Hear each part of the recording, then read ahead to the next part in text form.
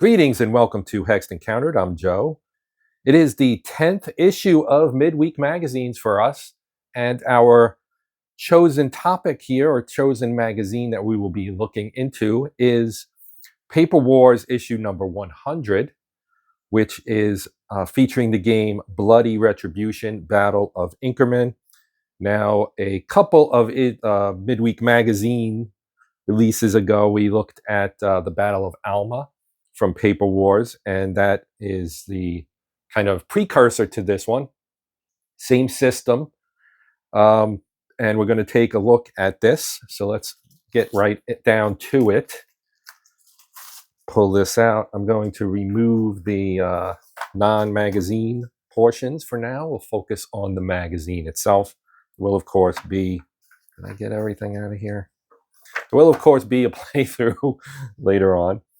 All right, so let's look at the magazine.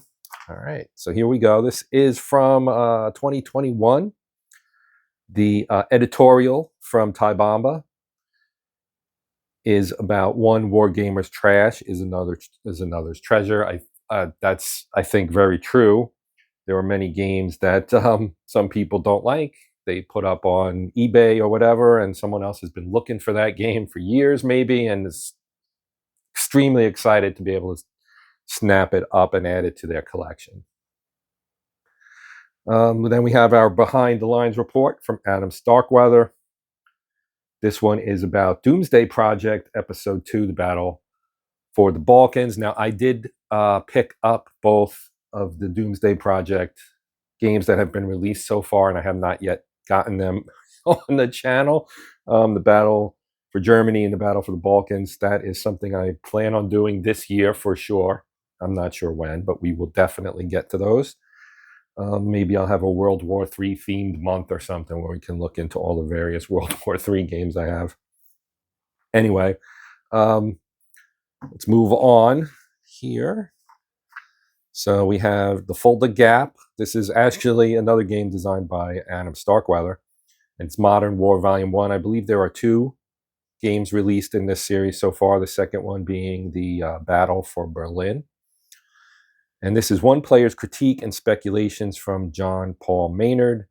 So you get a nice treatment here of the Folder Gap, including a look at the system and how it works. Here are the maps. So I find these kind of articles very useful because they're almost like what I'm doing right now, a first look at something. Obviously, this is a magazine, so it's a little different, but the game itself, you get a nice treatment here. Some people are more visual learners. Some people absorb information better when they read it. This way you can read it and get some good information on this game. Then we have It's All in the Cards, mostly. Card Play and No Peace Without Honor. This is a game I've always been really interested in getting. I just have not picked it up yet. Largely because most of my gaming is solitaire, and it's not super solitaire friendly. You can Stuka Joe it, kind of, I would assume. But like I said, very interesting. Both this and the No Peace Without Spain, which was the game that kind of spawned the series here. This is by David Myler. He looks at various cards. This is a card-driven game. That's why it's not super solitaire friendly. But it can be soloed. It's just a little bit more of a challenge, because you have to play both sides to the best of your ability. And when you know what both sides are holding card-wise, that's compromising a little bit. Here's a look at the map. You can see it's point-to-point and card-driven, but by all accounts, an excellent system. And this, I think, was the 3rd entry, I think. America Bomber, Evil Queen of the Skies expansion pack. So this, of course, is by Gregory M. Smith, who is kind of the master of these narrative solitaire games, and he's churned out quite a few of them, and they've all been, the ones I've played at least, have all been great. Napoleon's Eagles, new scenario, the Battle of Wartenberg on October 3rd, 1813. I actually just did a first look on a game from OSG, Napoleon's Counter-Strike, I believe, and that was that this is one of the battles in that game. But this is by James Noon and Christopher Moeller, who is the designer of that particular game. So you got a nice new scenario here you can play with it. Card game. So here you have some designer notes on Napoleon's Eagles. You can see the cards.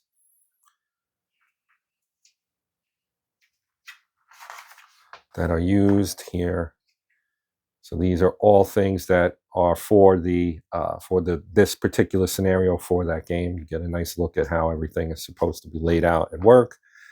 Then we have the article on Bloody Retribution, the Battle of Inkerman, November 5th, 1855, by Ty Bomba, who is the editor of this magazine and also the designer of this game and the system from which it uses, I guess, or it uses. Encouraged by the outcome of the Battle of Balaclava on October 25th and the probe the following day that later became known as the Battle of Little Inkerman, the Russian supreme commander in the Crimea, Prince Alexander Sergeyevich Menshikov, having also just received an entire corps of reinforcements, decided on a major effort to break the Allied siege lines around the southern edge of Sevastopol. So you can see the map here. There's a look at Private Michael McNamara of the 5th Dragoon Guards. Yeah, this is nice. The Alma had a similar treatment with a nice article about, the historical background, what happened. This was a bigger battle than the Alma, I believe, if I remember correctly. You get some period art as well. It's kind of cool. Then we have the game rules here. We will look into this in a little bit. I wanted to skip past that and get to some of this stuff here. A designer deep dive into Red Eclipse Down a Long Road by Steve Overton. The game is Red Eclipse. It's the first game in the Contact Now tactical game series. So this actually, there's a future Midweek magazine on YA Magazine that actually also has an article about this game. It's the first game in the Contact Now tactical game series, which started life as an update to John Souther's game entitled Fire Team, which was published by West End Games back in the day. So a nice little treatment here of the game. You can see all kinds of information on it. Looks pretty cool. Then we've got the War, 1939 to 45. This is, of course, a monster game, which had a Europe entry and a Pacific entry. And it's a big monster game. This is a deep dive by Ernie Copley and Joseph E. Pincus III. So yeah, the first title, The War, Europe, 1939 to 45 in 2012, and an expansion kit in 2016. Made several significant rule changes to 2016 via TWE's Living Rules. So you get some information here. Nice deep dive on how on the game itself. Apparently, it also maybe talks about the Pacific one, the Axis and Japan.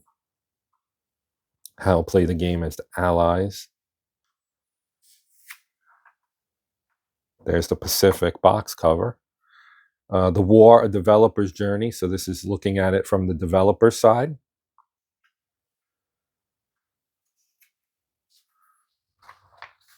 Then we have The War Beneath the Waves, U.S. submarine war against Japan. This is also from The War. And this is from the Pacific one. This is an optional scenario for the War 1939-45 Global, which joins the two together.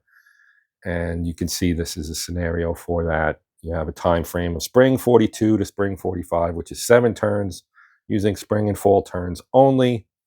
Your victory conditions, your forces for the Japanese and the U.S., optional rules that are recommended, and then some tables, modifiers, the sequence of play. So it's kind of a submarine add-on for that particular game series. Then we have some project updates by Bill Thomas. He is the man at Compass Games. You have Maori. I definitely pronounced that wrong. Warriors of the Long White Cloud. And then Roma Victrix. And we have our progress report from John Kranz.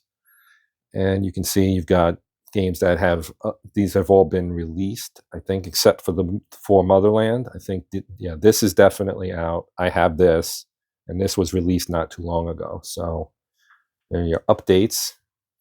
And then on the back, we've got the subscriber thing for Paper Wars 101 to 104.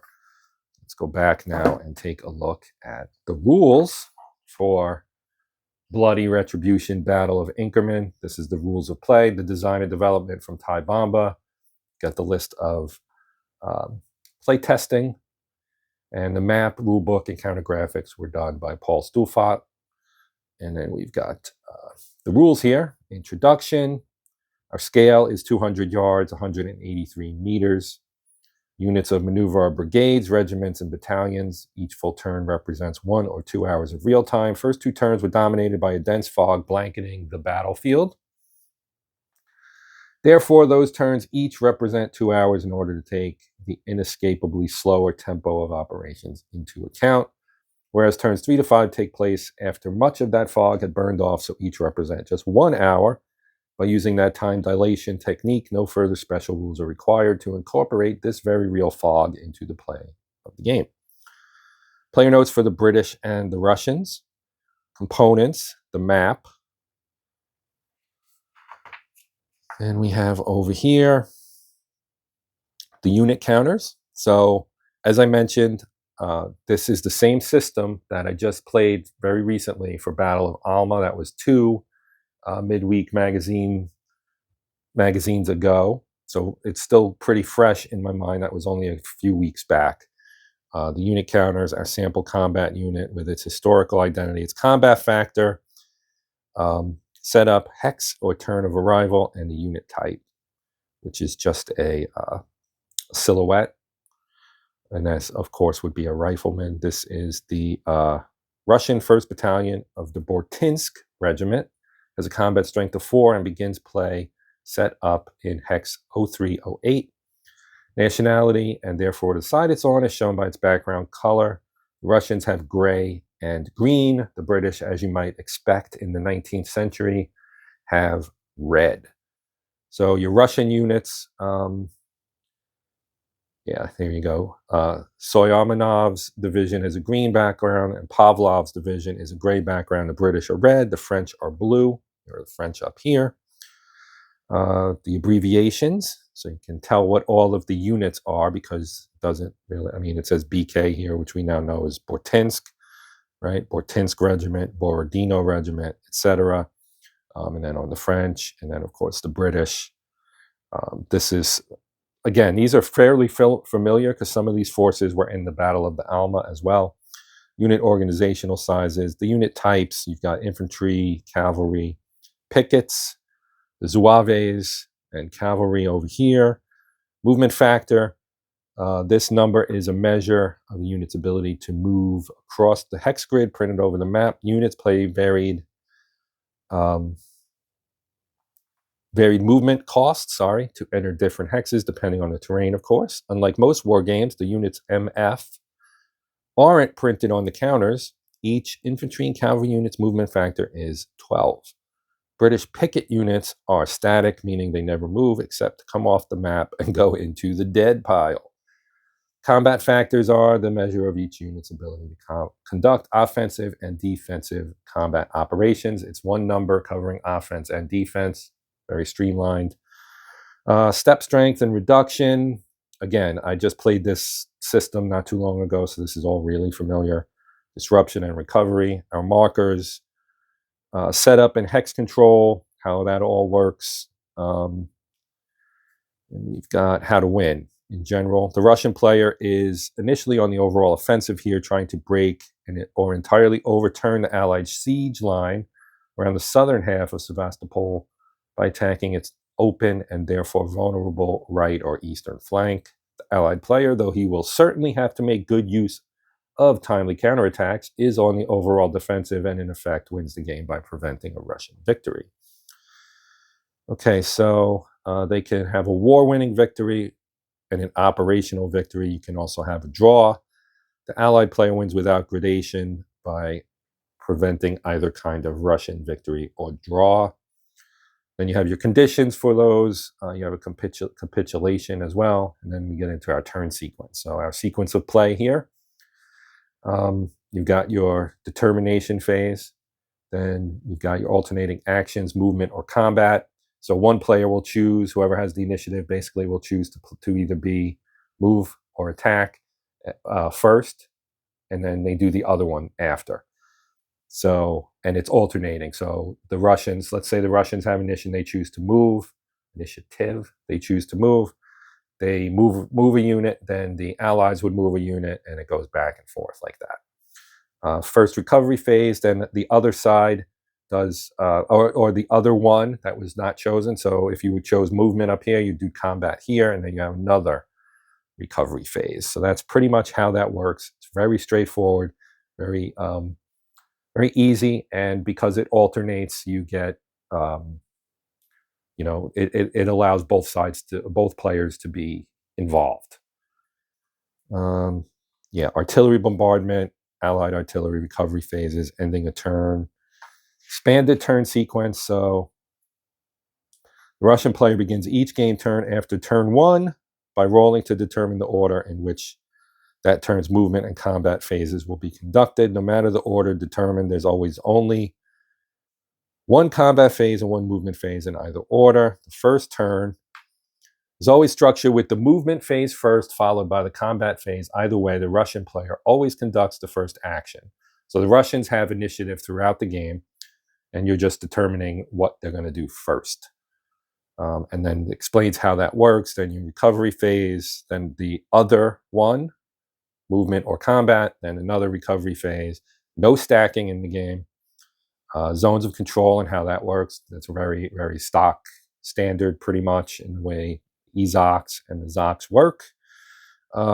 Except you don't have any negation or anything like that. Advance after combat. Movement rules.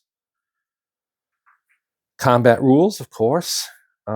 Flank attacks, all kinds of stuff.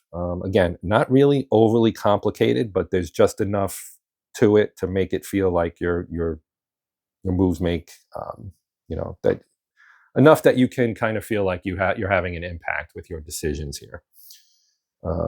Then we've got our counter manifest, basically just a picture of everything that's in here. You can see there's some the America Bomber expansion is here as well as some Barlev stuff.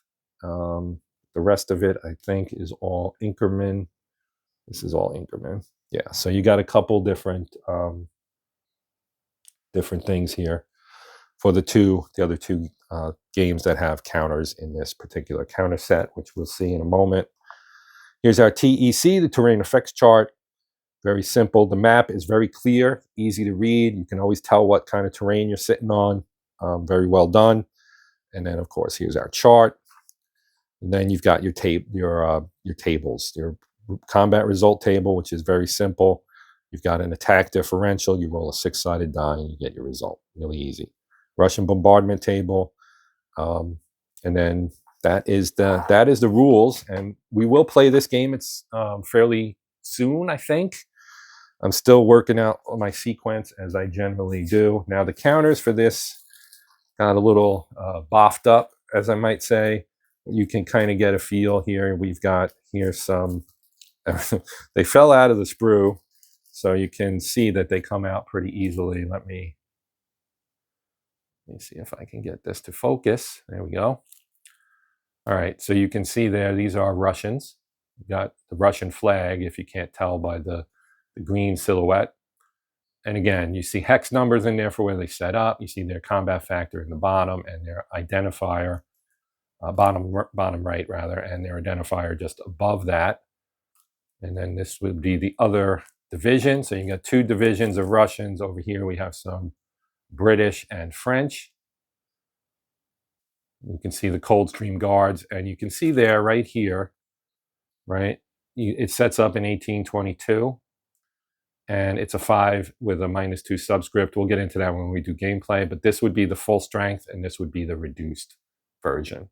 So this is a 2-step unit. When you see the same unit with a bigger number and a smaller number, this is full strength, that's reduced. Same thing here, full strength, reduced, etc. Then, of course, we have things here for the Bar-Lev game, which is 1973, Arab-Israeli War, and then, of course, stuff for the America Bomber scenario that's included, which has some American aircraft here, as well as other things, of course, including some Germans down here at the bottom. And then, of course, we have a map. Okay, so here is the map. As I said, you can tell pretty easily what all your terrain is. Right? You have some redoubts. Sorry, I had to think about that. And then slope hex sides are denoted by these brown lines. You can also see the lines moving up. That indicates the direction of the slope. Got hills, of course. We got a ridge here. We've got a hill here. There's a Lancaster battery and a redoubt. And then, of course, over here, you've got Sevastopol Harbor and the Black Sea. The Chechnya River over here. Roads, Post Road. We got a ravine in here. So as compared to the battleground for Alma, this is a much more hilly. This is a much more what's impactful terrain, I guess is the word I'm trying to look for. The terrain has a bigger effect, excuse me, here in this battle than it did in Alma. We also helpfully have on the side of the map here, sorry about that, we've got the TEC, our terrain effects chart, our sequence outline, CRT, and the bombardment table. And so you also have, of course, your game turn track, which is up here, and the artwork for the game. Just typically pretty well done thing here from Ty Bomba and Compass Games. So you can look forward to seeing this game in the not too distant future. Again, this is Paper Wars issue number 100. It is still available from the Compass Games website and probably other places where you can buy war game magazines. But this one is obviously it contains the game Bloody Retribution, Battle of Inkerman. That's going to do it for this edition of Midweek Magazine. Thank you for watching. I appreciate it. You have any comments, questions, etc., you know what to do. Post them in the comment section and I will get to it as soon as possible. But for now, that is it. I am done. I'll see you next time. I'm Joe. This is Hexed Encountered, and as always, happy gaming.